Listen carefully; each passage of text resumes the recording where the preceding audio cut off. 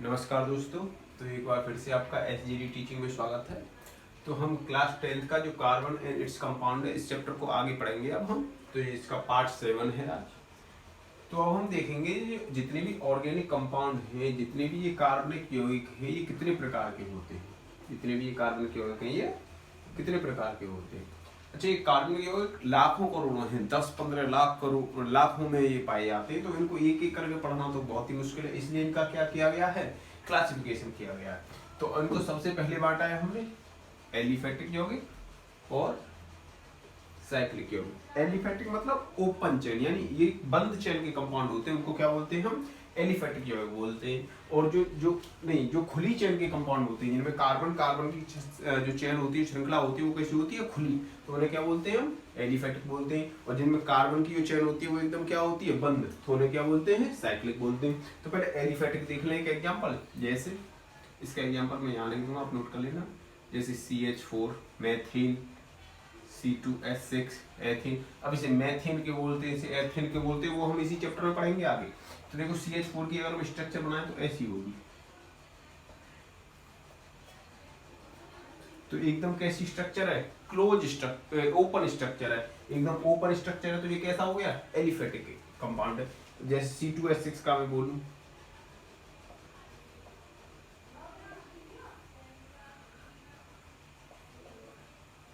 तो ये कैसी स्ट्रक्चर है, एकदम ओपन स्ट्रक्चर है। तो जितने भी ये ऐसे यौगिक होते हैं इनकी स्ट्रक्चर ओपन होती है। ओपन क्लोज का मतलब समझे ना, यानी कार्बन एक बंद रिंग नहीं बना रहा है, यहाँ पे एकदम खुली खुली स्ट्रक्चर है।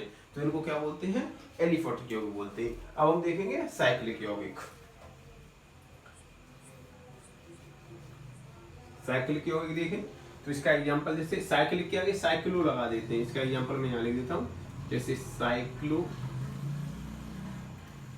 Propane, cyclo butane. देखो कैसे, साइक्लोप्रोपेन, प्रोप मतलब 3 कार्बन, साइक्लो मतलब बंद चेन है ये।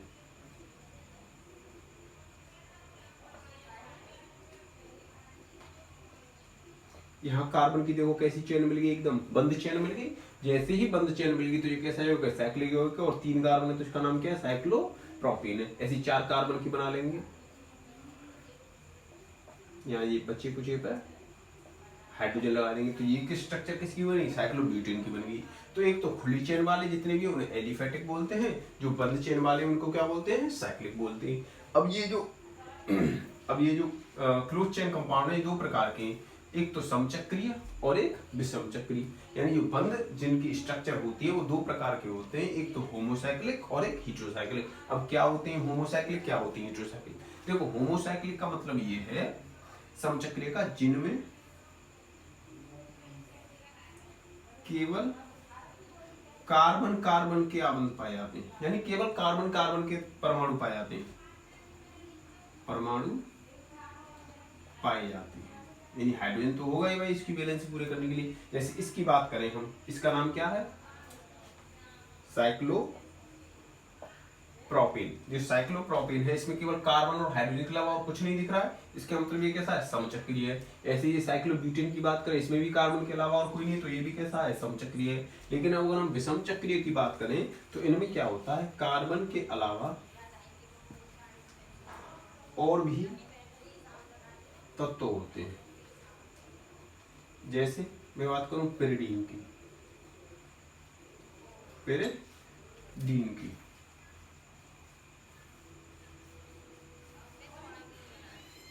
इसमें हम एक एग्जांपल देख रहे हैं बेंजीन का।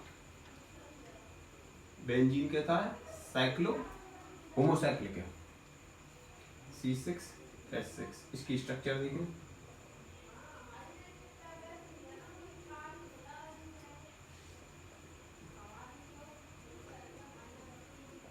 तो C6H6 ये क्या बन गई हमारी, बेंजीन का स्ट्रक्चर बन गया है। बेंजीन जो कैसा कंपाउंड है, केवल कार्बन और हाइड्रोजन है, तो ये कैसा है, समचक्रीय। लेकिन अगर हम विषम चक्रीय की बात करें तो विषम चक्रीय की बात करें तो यहाँ पर कार्बन के अलावा मैं नाइट्रोजन जोड़ दूं तो ये पेरिडीन बन जाएगा। बेंजीन के क्या बन जाएगा, ये पेरिडीन बन जाएगा। लेकिन यहाँ पे हम देख रहे हैं कार्बन के अलावा एक नाइट्रोजन अलग से जुड़ गया, नाइट्रोजन जुड़ गया तो ये कैसा हो गया, विषम चक्रीय हो गया। अब ये जो समचक्रीय ये भी दो प्रकार के, एक तो एरोमेटिक और एक एलिसाइक्लिक। लेकिन आपसे मेजर डिफरेंस पूछेगा, वो पूछेगा एलिफैटिक और एरोमेटिक में क्या डिफरेंस है। तो देखो जो एलिफैटिक है ये कैसे खुली स्ट्रक्चर है, एकदम इनकी संरचना कैसी है, खुली हुई है यानी ओपन चेन है। और ये एरोमेटिक कैसे हैं, बंद स्ट्रक्चर है, ये हम पढ़ चुके हैं। ये सभी जितने भी साइक्लिक होते हैं ये कैसे होते हैं, बंद स्ट्रक्चर होते हैं। ठीक है, तो अब हम देखेंगे हाइड्रोकार्बन। हाइड्रोकार्बन वे यौगिक होते हैं जो केवल हाइड्रोजन और कार्बन से बने होते हैं, उन्हें हम क्या कहते हैं, हाइड्रोकार्बन। इनमें केवल हाइड्रोजन और कार्बन पाया जाएगा और कोई नहीं पाया जाएगा। ये दो प्रकार के होते हैं, एक तो संतृप्त हाइड्रोकार्बन और एक असंतृप्त हाइड्रोकार्बन। संतृप्त मतलब सैचुरेटेड हाइड्रोकार्बन और असंतृप्त मतलब अनसैचुरेटेड हाइड्रोकार्बन।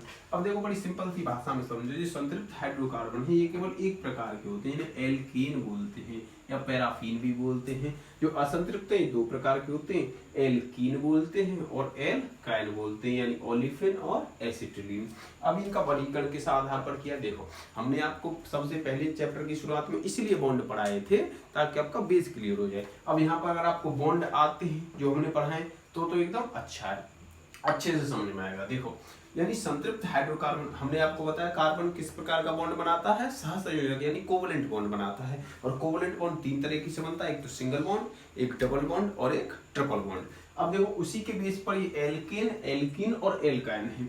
जिन हाइड्रोकार्बन में कार्बन कार्बन के बीच सिंगल बॉन्ड पाया जाता है, कैसा बॉन्ड पाया जाता है, सिंगल बॉन्ड, उन्हें हम क्या कहते हैं, एल्कीन। जिन हाइड्रोकार्बन में कार्बन कार्बन के बीच डबल बॉन्ड पाया जाता है, कैसा पाया जाता है, डबल बॉन्ड, डबल बॉन्ड, उन्हें हम क्या कहते हैं, एल्कीन। जिन हाइड्रोकार्बन में कार्बन कार्बन के बीच ट्रिपल बॉन्ड पाया जाता है उन्हें हम क्या कहते हैं, एल्काइन कहते हैं। अच्छा, अब ये जो एल्केन होते हैं इनका जो जनरल फॉर्मूला होता है वो होता है CnH2n+2, यानी CnH2n+2 का मतलब ये है कि n मतलब है कार्बन की संख्या, यानी अगर यहाँ एक कार्बन है तो उसके साथ हाइड्रोजन कितने जुड़ेंगे, अगर वो एल्कीन का हाइड्रोकार्बन बना रहा है, अगर मैं यहाँ पर एक रख दूं तो C1 यहाँ पर 2 रख दूं तो 2 और 2 4, यानी C1H4, यानी एक कार्बन के साथ 4 हाइड्रोजन जुड़ जाएंगे अगर वो सिंगल बॉन्ड बना रहा है और वो एल्कीन बना रहा है। अब एल्कीन का भी एक जनरल फॉर्मूला होता है वो है CnH2n, और एल्काइन का भी है वो है CnH2n-2। इससे हमें नाम दे देगा हाइड्रोकार्बन के, फॉर्मूला पूछ लेगा, फॉर्मूला दे देगा, नाम पूछ लेगा। एग्जाम में यही करता है और 4-5 नंबर के ऐसे ही प्रश्न हमारे आते हैं, नाम दे देगा, फॉर्मूला पूछेगा, फॉर्मूला दे देगा, नाम पूछेगा। अब इससे पहले हमें आना चाहिए कि कार्बन की संख्या को कहते क्या है, तब तक वो नहीं है, जैसे कार्बन संख्या 1 हो उसे क्या कहते हैं, एथ, मेथ, प्रोप, ब्यूट क्या कहते हैं, तो वो हम देखेंगे। मैं यहाँ बीच में लिख दे रहा हूँ, आप देख लेंगे।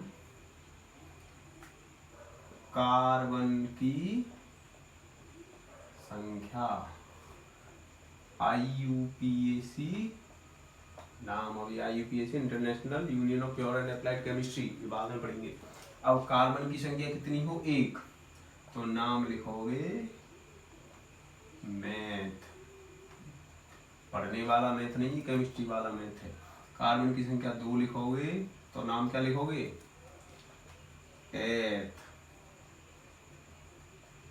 कार्बन की संख्या 3 लिखोगे तो नाम लिखोगे प्रोप। कार्बन की संख्या 4 लिखोगे तो नाम लिखोगे ब्यूट। कार्बन की संख्या 5 लिखोगे तो नाम लिखोगे पेंट। कार्बन की संख्या 6 लिखोगे तो नाम लिखोगे हेक्स। कार्बन की संख्या 7 लिखोगे तो नाम लिखोगे सेप्ट। कार्बन की संख्या 8 लिखोगे तो नाम लिखोगे ऑक्ट। और कार्बन की संख्या 9 लिखोगे तो नाम लिखोगे नॉन।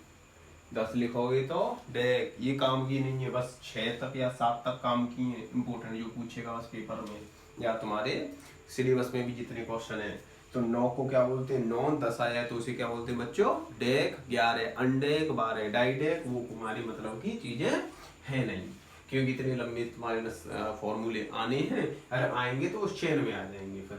तो कार्बन 1 को मेथ बोलते हैं, कार्बन 2 को एथ, कार्बन 3 को प्रोप, कार्बन 4 को ब्यूट, कार्बन 5 को पेंट, कार्बन 6 को हेक्स, 7 को सेप्ट, 8 को ऑक्ट, 9 को नॉन।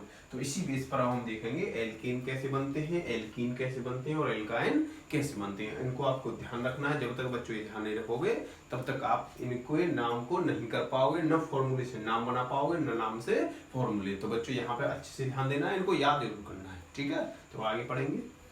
तो बच्चों आज हम सबसे पहले पढ़ेंगे एल्कीन, जो संतृप्त हाइड्रोकार्बन है, इसके नाम कैसे लिखते हैं और इसके फॉर्मूले कैसे लिखते हैं। जैसे हमें सवाल दे दे कि कार्बन संख्या 1 वाले एल्केन का नाम बताओ, सूत्र बताओ और संरचना बनाओ। अच्छा था, का नाम बताओ, सूत्र बताओ, संरचना भी बनानी है और उसकी कार्बन संख्या क्या हो, 1 हो और यहाँ गौर देना एल्केन की बनानी है। अच्छा, पीछे क्या आ रहा है, एन, समझ जाओ सिंगल बॉन्ड, समझ जाओ सिंगल बॉन्ड। अच्छा, एक और चीज नहीं बताई, इनका नामकरण करते समय, नोमेनक्लेचर करते टाइम कार्बन की संख्या के पीछे एन जोड़ देते हैं। क्या जोड़ देते हैं, एन जोड़ देते हैं। ये इंपॉर्टेंट है, इसे याद रखना तभी नाम कर पाओगे, ठीक है। वो जब वो एल्कीन एल्काइन पढ़ाएंगे तब बताएंगे। तो एल्कीन का नाम करोगे तो कार्बन की संख्या के पीछे क्या जोड़ दोगे, एन जोड़ दोगे, क्योंकि ये एल्कीन है। अच्छा, कार्बन संख्या 1 वाले एल्कीन का नाम, सूत्र, फॉर्मूला देखो। कार्बन संख्या कितनी, 1, फॉर्मूला रखो CnH2n+1। यहाँ एन क्या है, एन बराबर है कार्बन की संख्या। तो कार्बन की संख्या कितनी, 1, यहाँ 1 रखो, यहाँ एन की जगह फिर 1 रखो, +1 +2 है। तो ये कितना होगा, C1H4, 2 1 2 और 2 4। तो फॉर्मूला क्या बन गया, CH4। सूत्र तो आ गया। नाम देखो, कार्बन संख्या कितनी है, 1, और अभी बताया कार्बन संख्या 1 का नाम क्या है, बताओ। ध्यान से देखो उसे दोबारा और याद करो। कार्बन संख्या 1 का नाम है मेथ, तो इसमें मेथ जोड़ देंगे ना। तो इसमें देखो कार्बन की संख्या लिखो मेथ, प्लस पीछे सिंगल बॉन्ड है, एल्कीन है सभी में, क्योंकि इस फॉर्मूले में फिट हो रहा है तो एल्कीन है, तो पीछे क्या जोड़ देंगे, एन। तो नाम बन जाएगा मेथेन। ऐसे जैसे मेथ प्लस एन, तो नाम बन गया मेथेन। अब स्ट्रक्चर बनानी तो बना लो। ये हमने तो पढ़ाई है, सिंगल बॉन्ड होते हैं, एन पीछे आ जाए तो। और ये आप सभी सीख चुके हो कि स्ट्रक्चर कैसे बनता है। तो ये बन गया सी, कार्बन संख्या 1 वाले एल्केन का नाम क्या आ गया, मेथेन, सूत्र क्या आ गया CH4, और स्ट्रक्चर ये बन के तैयार है, ठीक है। तो एक और उदाहरण देखेंगे आगे। तो अब कार्बन संख्या 2 वाले एल्केन का नाम बताओ, सूत्र बताओ और संरचना। देखो कार्बन संख्या कितनी है, 2, फॉर्मूले में उठाओ रखो, CnH2n+2। यहाँ n की जगह कितने रखो, 2, तो कितने बन गए, C2, 2 दूनी 4 और 2 6, यानी C2H6 बन गया। ये बन गया हमारा फॉर्मूला। ये क्या बन गया हमारा फॉर्मूला। अच्छा, अब नाम देखो, नेम देखो इसका। C2, कार्बन 2 को क्या बोलते हैं, एथ, बार बार बोलना है साथ में और रिवाइज भी करना है। कार्बन संख्या 2 को क्या बोलते हैं, एथ। अब ये एल्केन कह रहा है ना, फॉर्मूला किसका लग रहा है, एल्केन का, तो पीछे क्या लगा देंगे, एन, पीछे क्या लगा देंगे, एन, तो नाम होगा एथेन। नाम क्या होगा, एथेन। अब इसकी क्या बनानी, इंग्लिश में भी देख लो, एथ प्लस एन, नाम होगा एथेन। अब इसकी स्ट्रक्चर बनानी है। कार्बन कितने, 2, 1 2 3 4, आउटर सेल में इलेक्ट्रॉन, संयोजकता, वैलेंसी, बॉन्ड, इलेक्ट्रॉनिक विन्यास, आउटर सेल में इलेक्ट्रॉन, ये सब पढ़ा चुका हूँ, सब देखो इसी यार।